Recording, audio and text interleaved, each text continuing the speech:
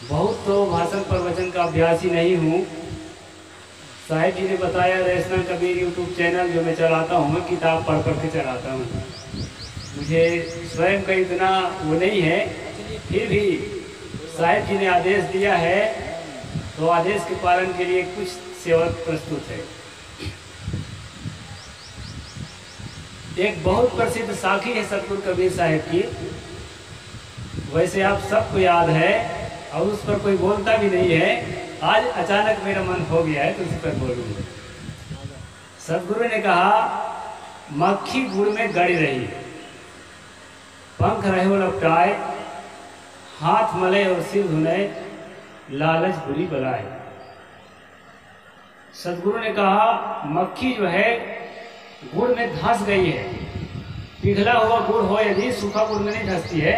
सूखा गुड़ को मुख से थोड़ा थोड़ा तोड़ तोड़ करके ले जाती है, लेकिन खासकर जो पिघला हुआ गुड़ है ना, उसमें मक्खी फंस जाती है, चींटियां भी फंस जाती हैं। और फंस कर क्या करते हैं, उसमें लटपटा जाते हैं, हाथ पैर मारने लगते हैं, लेकिन निकल नहीं पाते। और सतगुरु ने कहा, हाथ मलाए और सिर धुने, लालच बुरी बुलाए। एक बुरी बला है, बला का मतलब होता है एक तरह की बीमारी। एक बुरी बला है लालच। उस लालच में फंस करके ये क्या होती है कि जो है तकलीफ झेलती है और हाथ मलती है कि पश्चाताप करती है, सिर धुलती है। सिर धुलना हाथ मलना एक ही बात है, पश्चाताप करने का संकेत है। तो हम सब लोग जो है ना, ये हम सब लोगों की ओर संकेत है।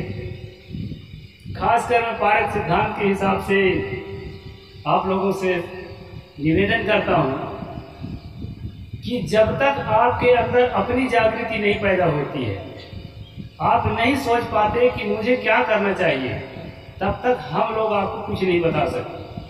क्योंकि बड़ा से बड़ा वक्ता होगा, वो क्या बताएगा आपको?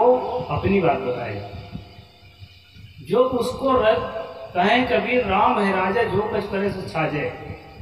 उसको जो प्रिय है वही बताएगा और वही हम लोग सुनेंगे और उसी को हम लोग, मतलब जैसे बकरी होती है ना, बकरी को जहां बांध दीजिए आप बढ़ जाती है, जिधर हाँक दीजिए हक जाती है। एक मनुष्य होता है, उसको नहीं बांधा जाता।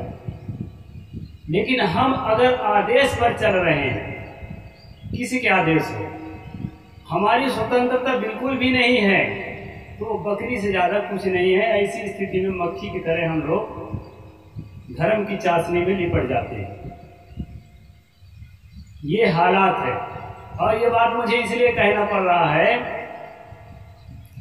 आज बहुत वक्ताओं का ये मानना है कि हिंदू लोग ज्यादातर ईसाई में जा रहे हैं, इस्लाम में जा रहे हैं। क्यों जा रहे हैं? कुछ तो फायदा होगा, उनको जचता होगा कि कुछ फायदा है, इसमें कुछ घाटा दिखता होगा। इसमें घाटा नहीं दिखता। घाटा नहीं दिखते हुए भी उसमें जाते हैं। उसका कारण है माखी गुड़ में गड़ रही। हमारे अंदर एक लालच है, हम धर्म के माध्यम से कुछ पाना चाहते हैं। क्या पाना चाहते हैं? फायदा पाना चाहते हैं। बिना ठीक से पढ़े बेटा जो है पास हो जाए, बेटी पास हो जाए, जल्दी से जॉब लग जाए, घर की स्थिति संभल जाए, घर की मुसीबत टल जाए, बीमारियां ठीक हो जाए, मुकदमा में विजय मिल जाए। किसके माध्यम से? महात्मा के आशीर्वाद के माध्यम से, देवी देवता के आशीर्वाद के माध्यम से, हनुमान जी की कृपा के माध्यम से, राम जी की कृपा के माध्यम से, दुर्गा माई की कृपा के माध्यम से, इनके माध्यम से हम चाहते हैं कि सारा काम ठीक हो जाए। जो भी ठीक नहीं है सब ठीक हो जाए और जो ठीक है वो बचे रहे। इस लालच में पड़ करके हम लोग धर्म की चाशनी में डूबे रहते हैं। और यही धर्म की चाशनी क्या होता है, कोई पड़ता है बीमार, बीमार पड़ता है तो क्या करता है? एक तो झाड़ फूंक कराएगा, एक तो पत्र पंचांग दिखाएगा, एक तो कोई कर्मकांड कराएगा। और साथ साथ वो क्या करता है, साथ साथ हॉस्पिटल भी जाता है। उसी में नहीं, उसी भरोसे नहीं रहता है। हॉस्पिटल भी जाता है, और घटना क्या घटती है, जिस दिन वो ठीक होता है ना, जिस दिन उसको राहत मिलती है, उस दिन जहां से जुड़ा रहता है वहां से उसकी आस्था जग जाती है। एक बैजंती नाम की महिला है मेरे पड़ोस में। पानी जब गांव को सूख जाता है तो चरोटा में सब कम से कम 1-2 मोहल्ले के लोग आश्रम में ही पानी भरते हैं, क्योंकि मेरे अभी तक आप सबके दुआ से कभी शायद की कृपा से जो भी समझे पानी नहीं सूखा है, मेरा बहुत ठीक रहता है गर्मी में भी। तो पानी भरने आती है तो मैं जानबूझ के पवित्र बाइबिल उसको सामने रख के पढ़ने लगा, क्योंकि मैं जानता हूँ ईसाई है। तो उसको जब मैं पढ़ने लगा तो उसको लगा कि ये हमारे में से कोई है। किसी के साथ अगर जुड़ना है ना तो उसके साथ थोड़ा सा सामंजस्य बैठाना पड़ता है। फिर जो है पूछताछ शुरू किया मैंने, तो वो कुछ नहीं जानती। वो केवल ना, जैसे आप रामायण को महाभारत को रख देते हैं लाल कपड़ा लपेट के, अगरबत्ती जलाते रहते हैं मूर्खतापूर्ण हम लोग सब, उसी प्रकार वो बाइबिल को अगरबत्ती और दिए जलाने के अलावा ज्यादा कुछ नहीं जानते। वो कन्वर्ट क्यों हुई, उसका जब मैं कारण पूछा तो उन्होंने बताया कि साहिब जी मैं सबके दरवाजे में गई अपनी मुराद लेके, दुर्गा जी के पास गई, हनुमान जी के पास गई, यहाँ गई वहां गई, किसी ने नहीं सुना, किसी ने मेरी बात नहीं सुना। अब जब मैं प्रभु यीशु के पास गई तो उन्होंने मेरी बात सुन ली और मेरा बच्चा एकदम चंगा हो गया। समझ रहे हैं? आपके अंदर पहले से ये भावना रहती है कि किसी देवता की कृपा से, किसी राम की कृपा से, किसी हनुमान की कृपा से हमारा काम सुधरता है। माखी गुड़ में गड़ी रही, आपके अंदर पहले से भावना रहती है, और यही भावना आपको वहां ले जाने में सहायक होती है। अगर ये चीज आपके अंदर ना होना तो किस लिए जाएंगे वहां?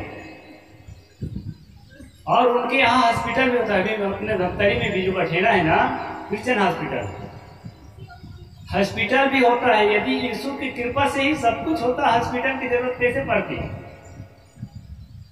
हॉस्पिटल की जरूरत इसलिए है कि कृपा से कुछ नहीं होता, उनको अच्छी तरह से मालूम है।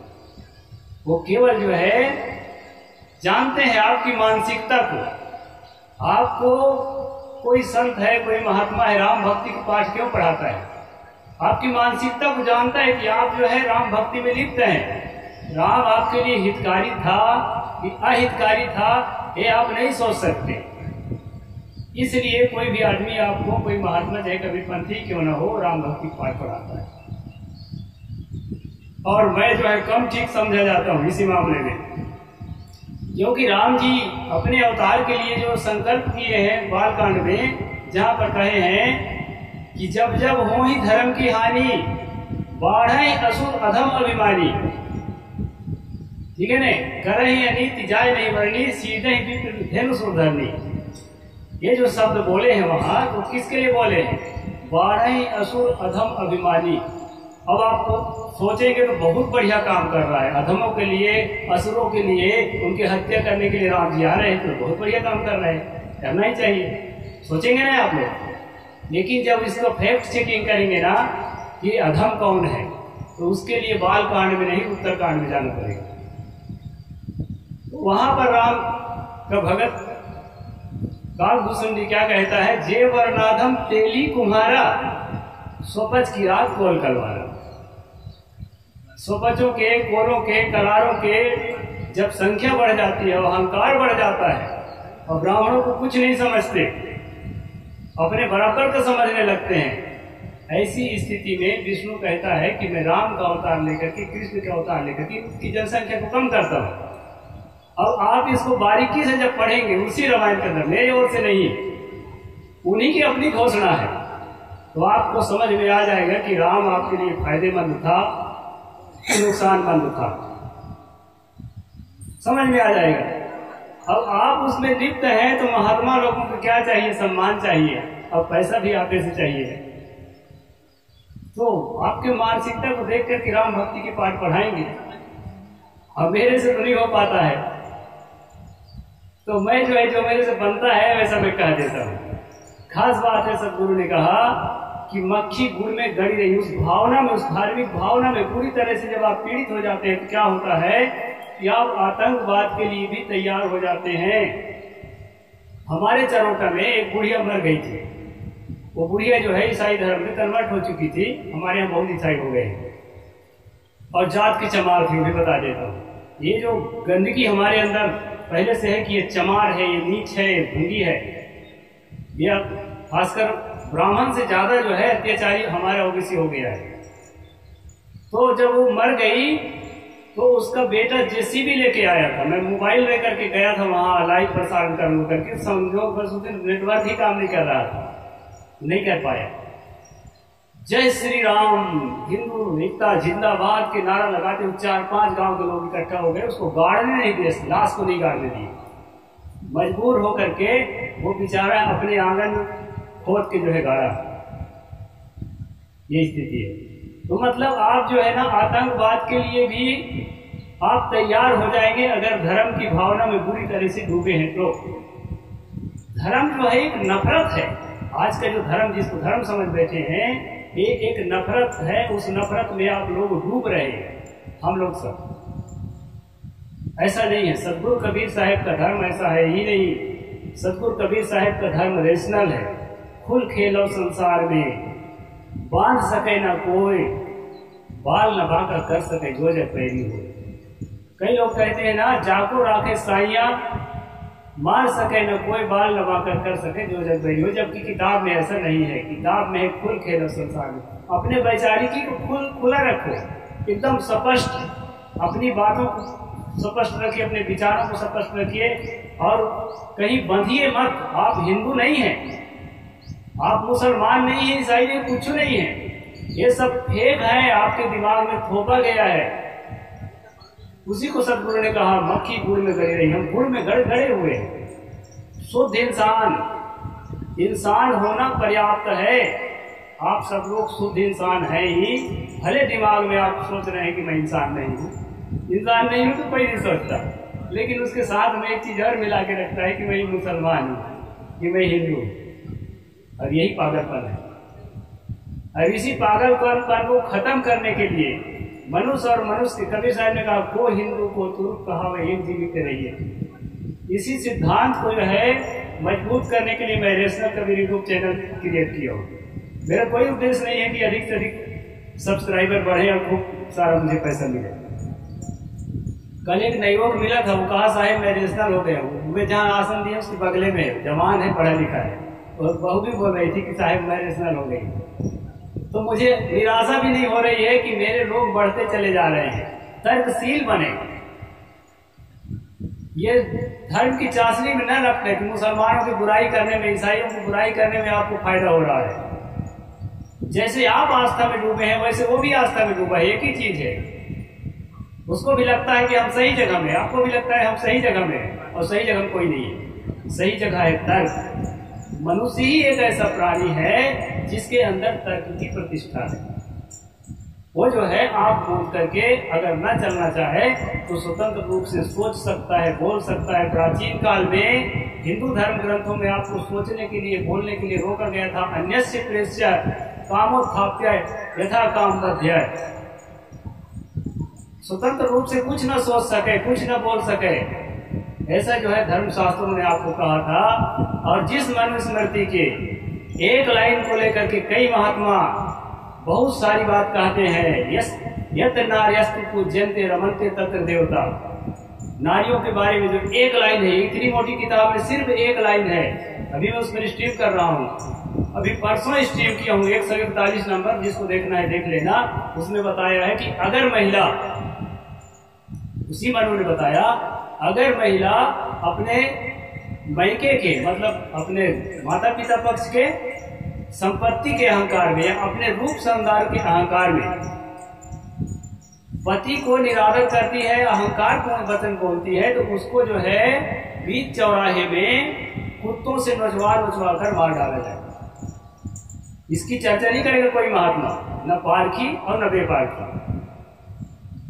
अब मैं किताब पढ़ के इसलिए सुनाता हूं कि पूरी तरह से एक्सपोज हो जाए, पूरी तरह से खुलासा हो जाए और लोग समझ सकें कि ये संस्कृति के नाम से हम 18वीं सदी में नहीं जी रहे हैं। 18वीं सदी की जो शिक्षा देते हैं ना यूट्यूब से, मोबाइल से, आज आप लोगों को 18वीं सदी की शिक्षा देंगे। माइक का उपयोग करेंगे, ऐसी गाड़ी में चलेंगे, सब कुछ करेंगे, लेकिन शिक्षा देंगे 18वीं सदी में जीने के लिए। तो ये जो है 18वीं सदी में जीने का शिक्षा मेरा यूट्यूब चैनल का माध्यम नहीं है, वो नहीं है, उद्देश्य नहीं है।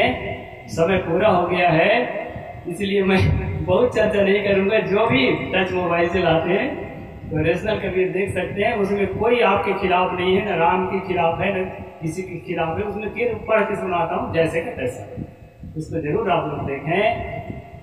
मक्खी गुड़ में गड़ रही पग रही लपटाए, हाथ मले उससे धुनाए। अगर धर्म के चासनी में लिपटे रहेंगे इस तरह धर्म के, तो जो है पछतावा हाथ लगेगा। पछतावा से निकलना है तो तर्कशील बने और तर्क की कसौटी पर जो बात सच निकले उस बात को स्वीकार करें। यही बात सदगुरु कबीर साहिब ने कहा था, यही बात सदगुरु पूरन साहिब ने कहा था, यही बात सदगुरु विलास साहिब ने कहा था, और अभी भी जो तर्कशील संत हैं इस बात को कहते रहते हैं। बोलिए संत सम्राट सदगुरु कबीर साहिब की जय। अभी हम